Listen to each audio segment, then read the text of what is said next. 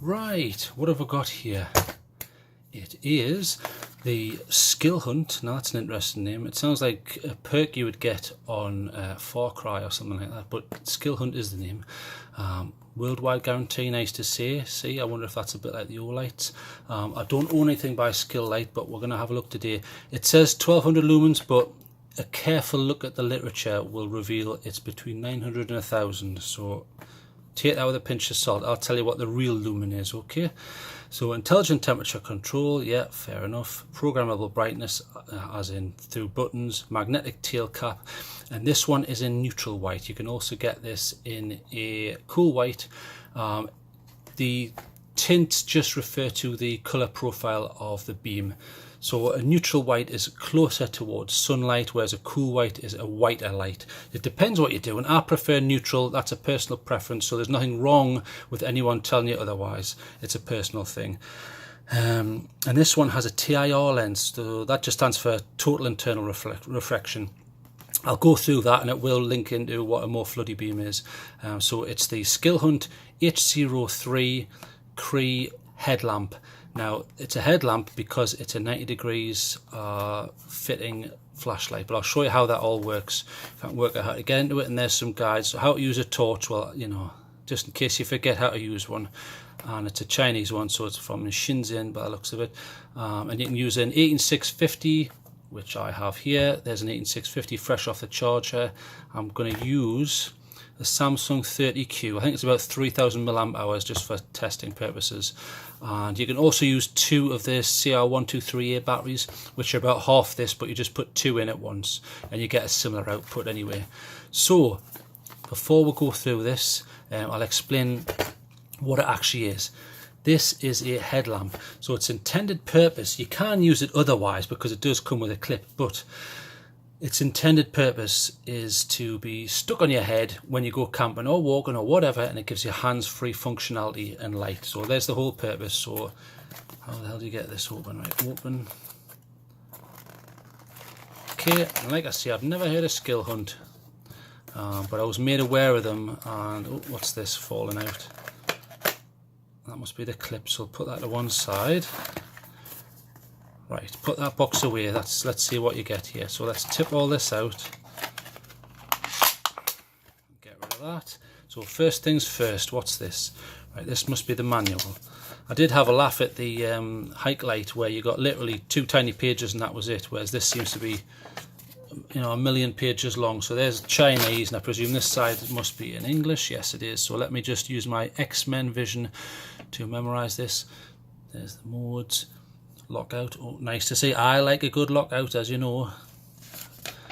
And that's how you put that in. Yeah, that all makes sense. And then there's the headband, blah blah blah, and there's the website, and there's the little thing that you can scan to go straight to the website. Right, let's put that to one side because I've memorized that, believe it or not.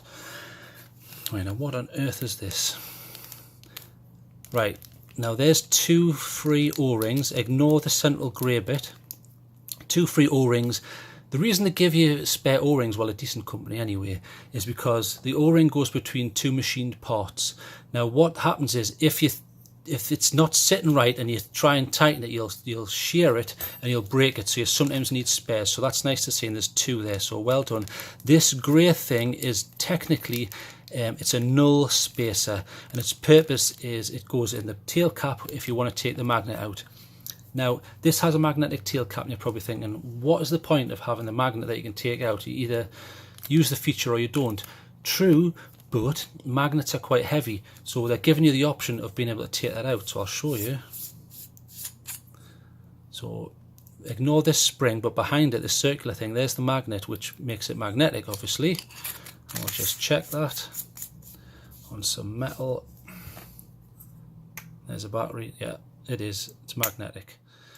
Now, that added weight when it's on your head, you may want to get rid of that. So there's an option for you. If you think, well, put it this way, if you go camping, how many metallic large structures are there?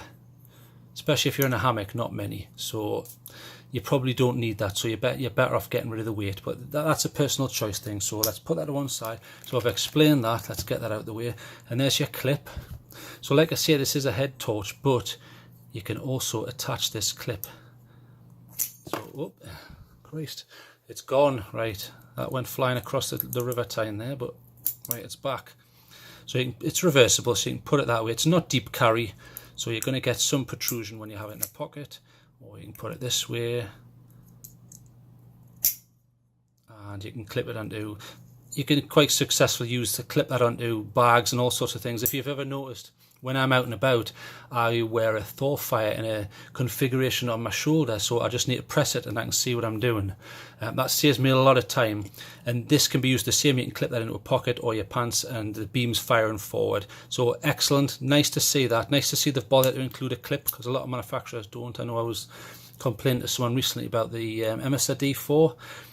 You've got to pay extra for a clip. Come on, get real. Right, so put that down.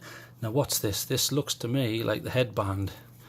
So let's take that off. Let's have a feel of this material. That's pretty good. And I'll tell you why. Obviously, most people will say, well, does it really matter? It's just a piece of elastic out your granny's knickers. Well, it's not really, because on the inside, that's brilliant, is like a really soft microfiber. That feels fantastic. So this is rough. Obviously that goes outside, and then this will go on the skin.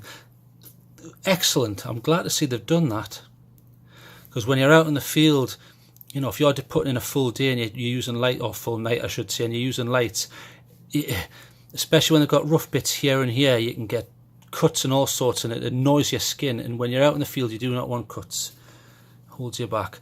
So I'm going to put that to one side, and I will concoct that together in a moment. But first I want to go through this stuff. So there's your main housing. So it'll go like that, and that goes against the skin, and then obviously the flashlight goes through it, and you can tilt it. There's the top, and the band goes over the top of the head, and then the bands go around the lateral aspect of the head there, and then that would go through. But like I say, I'll put that together later on and I'll show you. So let's see, there's a lanyard here just in case. Let's see if there's a lanyard hole. There should be. Aha, right, okay, different configuration. Oh, that's interesting. They've got the lanyard hole right at the top. I wonder why they've taken that choice. Why not use the space? Fair enough, Skilhunt, I see why you've done that. So that'll just go through there, and then let's see what the quality's like. That feels cheap. This bit feels pretty good quality. It's kind of like an O-light, where it's quite solid. Yeah, that feels that pretty much up there like with an O-light. Let's just check for strength. I like to give these a try, you see. Yeah, that feels fine. Something to worry about these points here, but okay.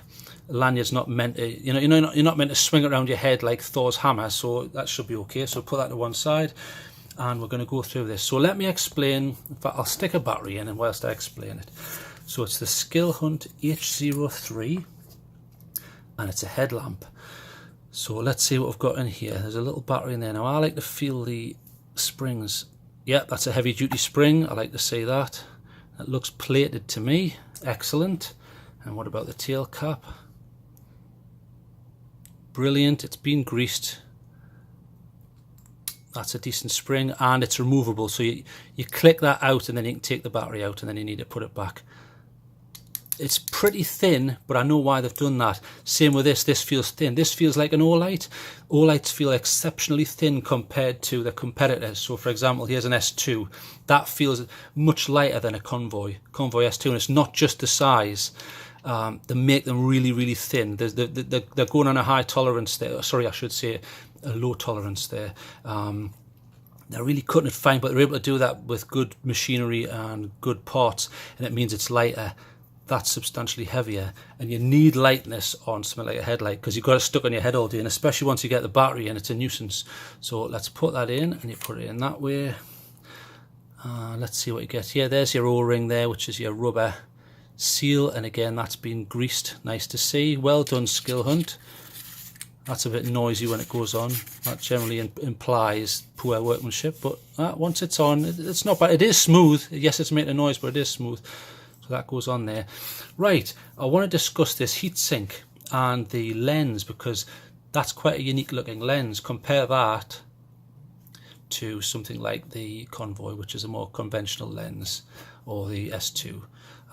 So we're going to compare these two, but it's that time of day, you know what it's time for. It's time for a drawing. So firstly, I want to explain what all this is at the top here, all these fins you see here. What's the point of that? Well, it's not just because they had space to spare. So generally with a flashlight, you have your PCB up here. This is where the battery goes in here, and then you would have your reflector and your LED, and then lights emitted in this direction. So as a by-process of that, because LEDs, they're very efficient, but they're not perfectly efficient. So unfortunately, as you might remember from physics lessons, once you convert energy from one type to another, this is going from chemical to light, there's a loss of energy. So the loss of energy in this case is heat. So heat is dissipated out. Now it can only do this at a certain theoretical speed, depending on the ambient temperature of the air, obviously. So in order to speed that up, you need to increase surface area. So a good way to increase surface area is, instead of having a piece of metal like that, you have a piece of metal like that. Okay, now look at the surface area there, but imagine if that was a piece of string, you pulled it out, you've doubled the surface area in a given sort of amount of space that you're able to get, mechanically speaking, or by design. So a heat sink, now here's an example. These are heat sinks. So you see these fins? So what they're trying to do is they're trying to increase surface area in this region where heat's going to come off. Lowering the heat means you lower things like step down. Step down is when an LED runs hot for long enough, it's automatically going to step down to avoid damaging the components. It's by design, and it makes sense. It either blows up or it's going to have to calm down a bit. As simple as that. So look at the difference. These are quite superficial, but look at these. That's a brilliant heatsink. I really like that. So well done, Skilhunt. That's probably the best implementation of fins I've ever seen on a flashlight. Fantastic, well done. That will make a difference in heat. Well done. They're actually quite, I mean, it's not as big as a car's radiator, you know, or on a PC CPU or anything like that, but it's getting there. So well done. I'm still not sure why they've put this lanyard hole here. They would normally have it here, but I suppose it keeps this smooth, which you need in order to get it through the holder here. If there was lanyards hanging off, you're not going to be able to do that, and then it keeps this area where you could keep the lanyard and tie it up. So that's fine, fair enough. I'm certainly not going to have a go at them for that. So I want to talk about reflector. So here is a more traditional one, and here is the Skilhunt. So it's time for another drawing. So shift them slightly. On a standard flashlight, you will have a smooth reflector. So imagine here's all your gubbins and your LED, and you want light to be transmitted in this direction. The LED transmits light. There's your spot, okay, and then you also have spill. So imagine lights banging around here, and it's coming out secondary. So what happens is, if you fire that, so we'll turn this on, I'll show you here. So can you see these?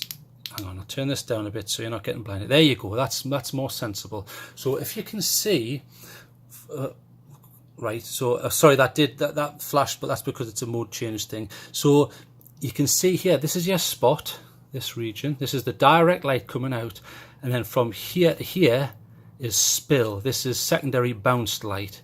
So generally, in order to get rid of this transition zone, you need to pull it away there, and it's more spread out. So that something like this, which has a smooth reflector, that's going to be very pronounced. So we'll turn that on. See how pronounced that is compared to that, which is an orange peel reflector. Can you see the difference? This one has a very pronounced zone, and this one has a less of a pronounced zone. So let's put them to one side and I'll explain. So what's happening is, it's a beam profile. So on a smooth reflector, you get your, if you imagine this is the beam hitting the wall, there's your spot, and then this is your spill. So with an orange peel reflector, instead of a smooth one, you have a reflector with aberrations and pits. The idea behind that is, it gives you more of, you're still going to get your spot, but when it hits the wall, it evens this out more. You get a transitional zone to a degree, and it depends on the implementation and the distance. Okay, so instead of being quite pronounced like that, it's less pronounced like that. Although it's hard to see. It's hard to see in this example. So there's your two options. Now you're probably thinking, well, okay, so what the hell is this? Well, this is a TIR optic. So we'll call it an optic because there is no reflector in essence. So I'm going to turn these off and I'll explain. So complicated, I need another page. Right, here we go. Okay, so here's what happens. So there's your PCB, there's your LED. Now the lens is somewhat like this. Now this is a crude drawing, I know. Something like that. Okay, now instead of this being empty, it's solid. This is a solid optic. So light enters here, and no matter where it goes, it's bounced within, it doesn't pass through anything. It all gets transmitted to this area here. Now some of them will have lines here, ways of catching the beam to then focus them in, but at the end of the day, the light all hits this point traveling in the right direction. So you don't get, so I'll turn it on and show you. Turn it up a bit. See there are two zones, but as soon as I move there, it's gone. There are no two zones. You see how that is completely, I mean, if I put it on the white there, you can see it a little bit more, but on a normal surface, compare that to this one. See the difference? This one has two massively easy to see zones. This doesn't. So it perfectly spreads the light. Okay, so that's TIR optic, total internal reflection, as in all of the light is reflected internally and then beamed out. Some of them also have like a bead pattern on, which when it hits that, it then spreads micro lines and all sorts of things. But at the end of the day, its whole purpose is spread, and especially when you're going to be working close up, that's a good thing. Something like this, you're not necessarily going to be working close up. You're going to be, what's happening over the other side of the garden, for example, or where's the dog gone? But something like this, you're going to be camping, you're going to be busy, you want hands free, you're going to be close up, and it's going to be no much further than head height. So at head height, that gives you an excellent spread. So I'll turn that off, and I'll go through some of the other features. So get rid of that. Right, this one's running on the Cree XML2, and I think it's a U4 LED. 18650 battery, which we've gone through. TIR optic, magnetic base, but it is removable, and I understand why they've done that in this particular instance. It does make sense. Also has memory mode. Memory mode means that whatever mode you last used this at, if you then use it again, it's going to remember that mode, and that's just a time-saving feature. That's all it is. That's great, especially with camping, because sometimes you don't want it blasting you or other people with turbo inadvertently. So I like that feature. That's nice to see. It's an IPX8. IPX8 means, well, theoretically, as long as this is all tightened up and you've got O-rings, if you drop that in 2 meters of water, theoretically, what should happen is that should be absolutely fine. Up to 2 meters.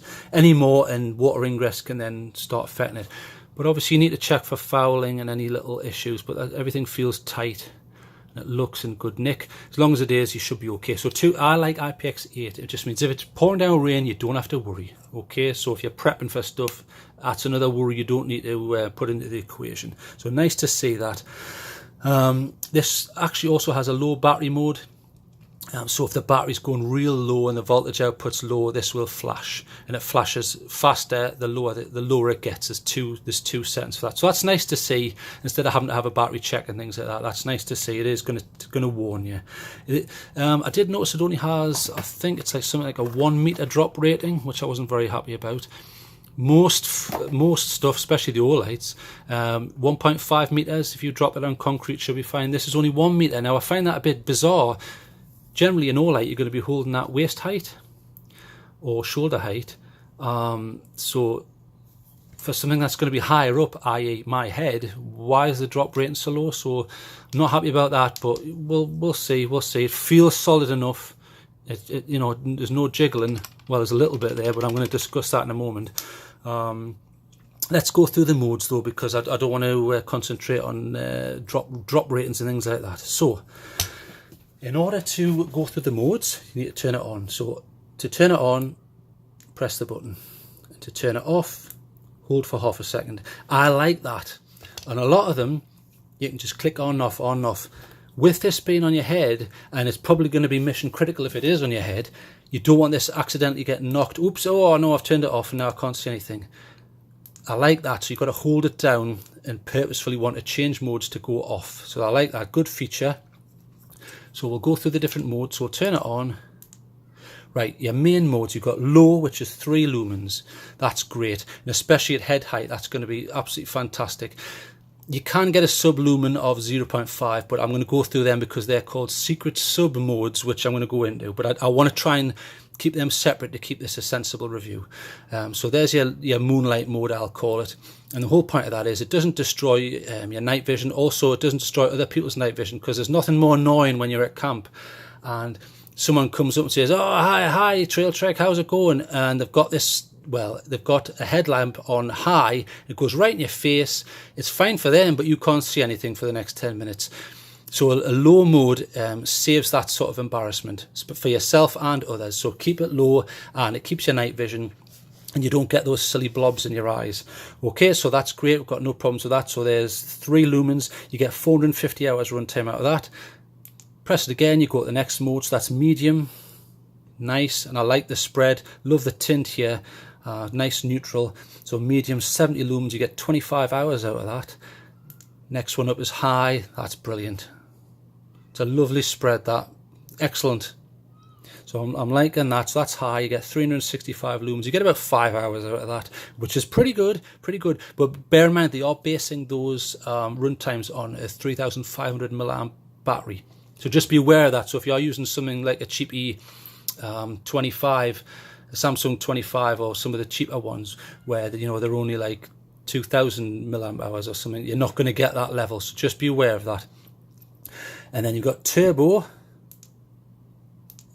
Did I go to turbo there? So low, medium, high, turbo. Okay, so turbo, you get 1,000 lumens. Look on the box. Let's get on with this. On the box, 1,200 lumens. You don't actually get 1,200 lumens. It's about 900 to 1,000, I would say. But look, that's pretty good. That looks about 1,000 to me. That's fair enough. And it can also depend on what cells you're using. So if you're using a couple of CR123s, you can get a slightly better output than the 18650. I don't know why that would be. It should be the other way around. It's the other way around on Olight, so I'm not quite sure what's going on there, because they're still 3.7 volts. So I don't know what the hell's going on there. That's a pretty decent amount of juice there. And it doesn't feel too hot. You're going to get some heat obviously at that level, but that's not bad because you don't want it too hot near your head obviously. So let's go through sub levels. So here's your main mode. So low, medium, high, turbo, low, medium, high, turbo. And in any of those modes you can get a sub mode. So let's pick that one for example. So if you double click, see the slight step down, you may not have seen that. So we'll go to another mode. There's turbo. See, there's a slight step down. So there's low, which is 3 lumens, and then we'll go for step down. No, I missed it. Bang. There you go. And then step down. There. See the step down? So what's happening is, in each mode, you can double click to get less than half of the lumens for that mode. So for example, in low, instead of getting 3 lumens, you double click and you get about half a lumen to 1 lumen. So what it means is, if you think, oh, that's about the right amount of light, but I just want a little bit lower, click, click, bang, done, that's it. So I like that option, and I like the way it's out of the main. You don't have to go through all those modes. They're there if you want them. I've got no problems with that, even though it's making things more complicated. As well as that, you have strobe. So to get strobe, it's a triple click, so turn that off. So 1, 2, 3. There's your strobe. Now you have 3 strobe. I'm going to put that down just so it doesn't annoy people. You have 3 strobe modes. So that's standard strobe there. Okay. Now to go to the next one, you double click. So there. So that's the next strobe mode. So you see it's flash, flash, flash. It's quite a slow one, which saves your battery, but it still allows for positioning and things like that. And then if you do it again, see, that's like a That's almost like a lighthouse, on, off, on, off, on, off. So I quite like that. They're both beacon modes, those two. And then that's it, back to normal function and off. So we've gone through the modes, the sub modes. You know there's a low battery mode, strobe modes, sub levels. You've got lockout, which I'm going to show. So for lockout, it's quite good. All you do is if I can remember this rightly, to get lockout, you hold for 1.5 seconds, I think, off the top of my head. So if I hold that, that's it. Now it immediately enters one of two modes. So initially it's going to enter beacon mode. So it's locked out, but you get this little red beacon. That's actually it's nice to see, and that's the same light it uses for low battery warnings as well. But that's great if you're sleeping somewhere, and I've used something similar on other hardware when I've been out, where you do that and you just leave it lying. So in the middle of the night when you get up for a pee, or right everyone, action stations, you can put your hand on it straight away because you know where it is, and you can get that on and get on with things, and it's a time saver. If you want to turn that off, just press it. It's still locked out, but you lose that, and you can turn it back on and off. But as you can see, I can't turn the light on, so in order to get it back on, hold it down, bang, there, you're back on. So really this is a highly featured flashlight. I'm really impressed so far. You've got modes, more modes than you can shake a stick at. You've got strobe mode, you've got two beacon modes, you've got a location mode, you've got lockout. Really, there's a lot to like about this, and the battery check as well. Massive fins. I'm highly impressed with this, but what I want to do is I want to go for a walk with this, I want to do some work with this, I want to run with this, and I want to mess about with this, because it's all very well me hiding behind the desk saying it's brilliant, I love it, and then I've never even put it on my head. I think that's a little bit naughty. So I'm going to go all over the shop with it, and then I'm going to say what I think of it, and I'll get some outside beam shots, and I'll also stick it on my head, and plus I need to try and work out how to make this bloody thing as well, so that'll be fun. So I'm going to do that. So without further ado, I'm going to make a start on that now, so I will be back.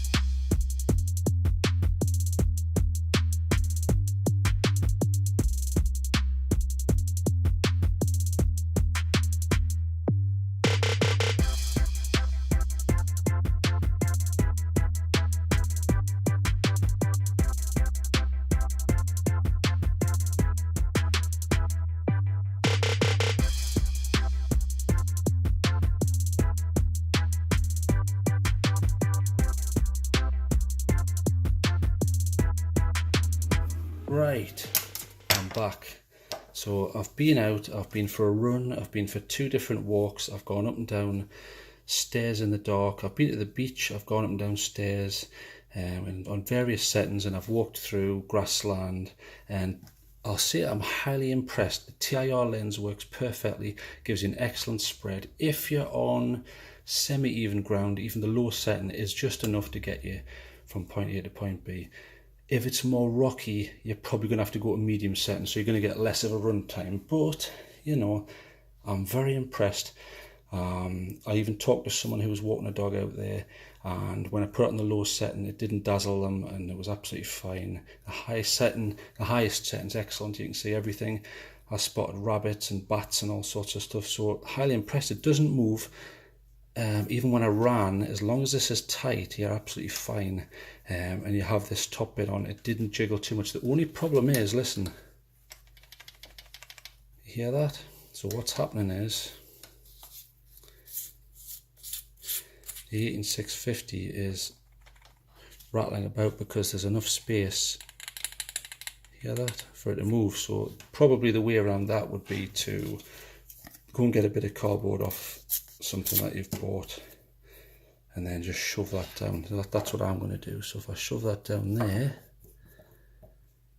so it's not going to go over the cell or the spring.